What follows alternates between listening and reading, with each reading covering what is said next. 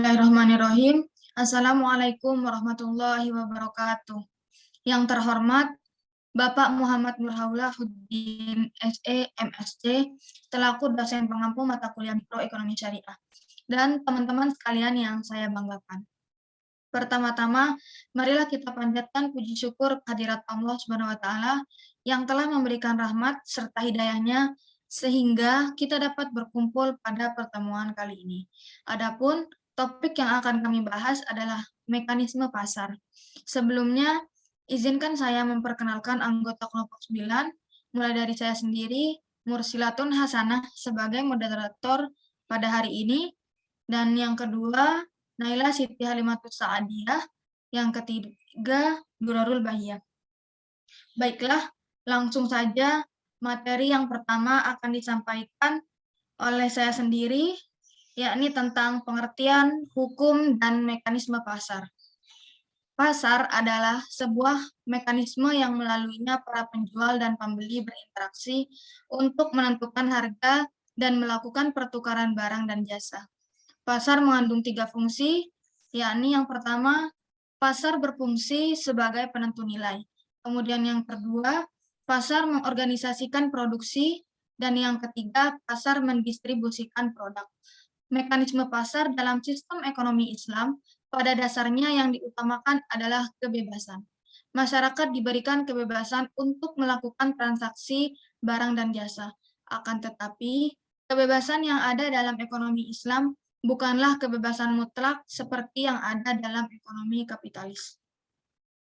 Aspek hukum dalam mekanisme transaksi perdagangan dalam prinsip ekonomi Islam. Sebuah transaksi dilakukan atas dasar suka sama suka atau saling rela. Oleh karena itu, setiap transaksi yang dilakukan harus bebas dari unsur pemaksaan dan tidak boleh memaksakan hak orang lain dalam bertransaksi. Dalam ekonomi Islam, tentunya barang yang diperjualbelikan adalah barang yang halal dan sesuai dengan syariat Islam.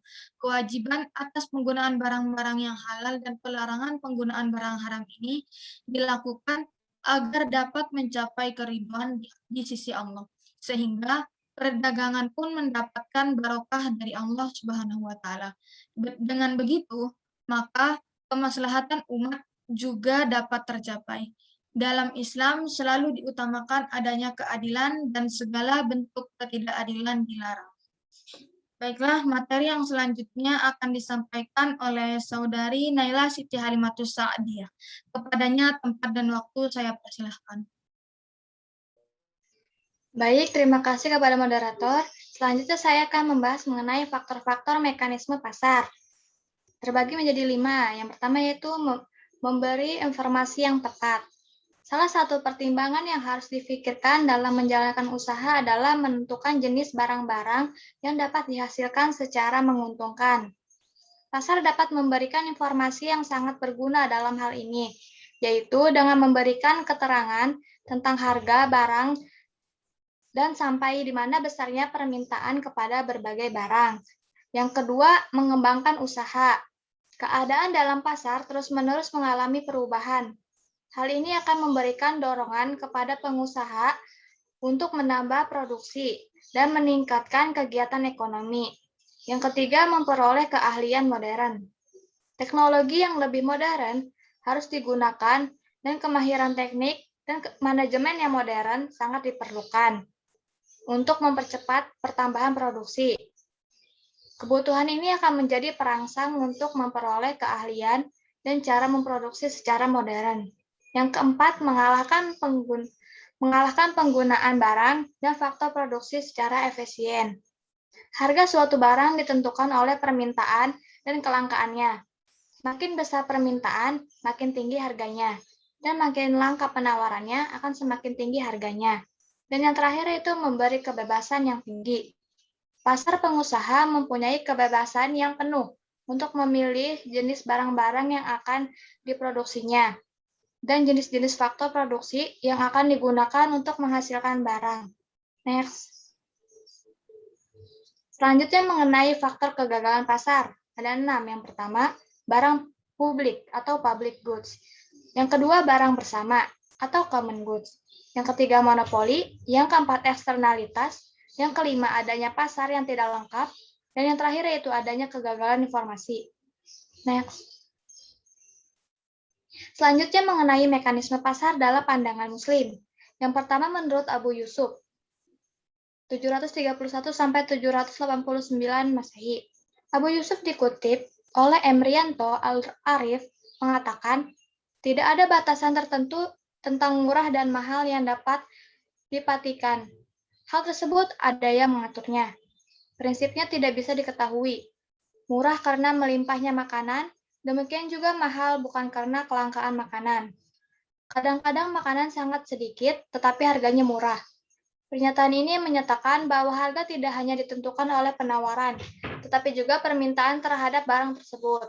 Yang kedua yaitu menurut Al-Ghazali, tahun 1508 sampai 1111 Masehi.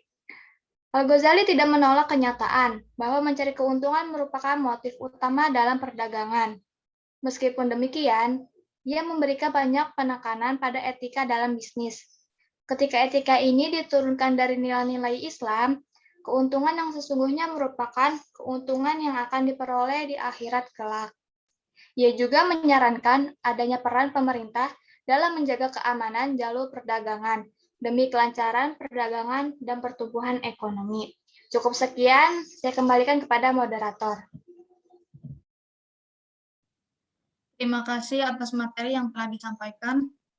Materi yang selanjutnya akan disampaikan oleh Durarul Bahiyah. Kepadanya saya persilahkan. Baik, terima kasih moderator. Selanjutnya dari Ibnu Taimah. Ibnu Taimah berpendapat bahwa kenaikan harga tidak selalu disebabkan oleh ketidakadilan dari para pedagang dan penjual.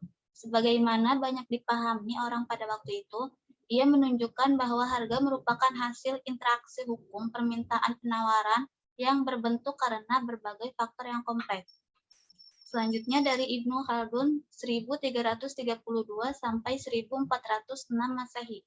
Menurut Ibnu Khaldun, jika suatu kota berkembang dan jumlah penduduknya semakin banyak, harga barang-barang pokok akan menurun, sedangkan harga barang mewah akan menaik.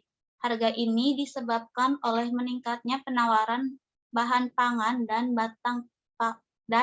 bahan pokok lainnya sebab barang ini sangat penting dan dibutuhkan oleh setiap orang, sehingga pengadaannya akan diprioritaskan.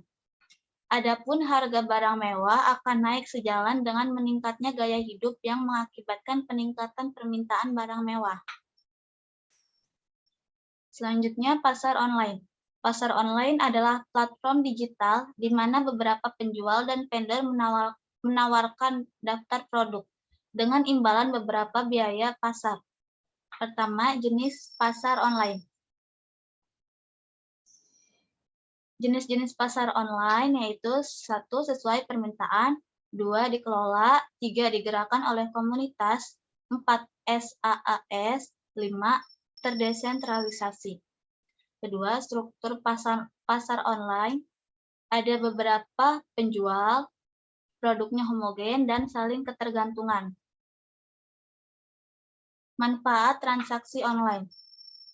Yang pertama, memudahkan para pelanggan dapat memesan produk 24 jam sehari dimanapun mereka berada. Kedua, informasi para pelanggan dapat memperoleh setumpuk informasi komparatif tentang perusahaan, produk, dan pesaing tanpa meninggalkan kantor atau rumah mereka. Ketiga, perbincangan yang lebih sedikit.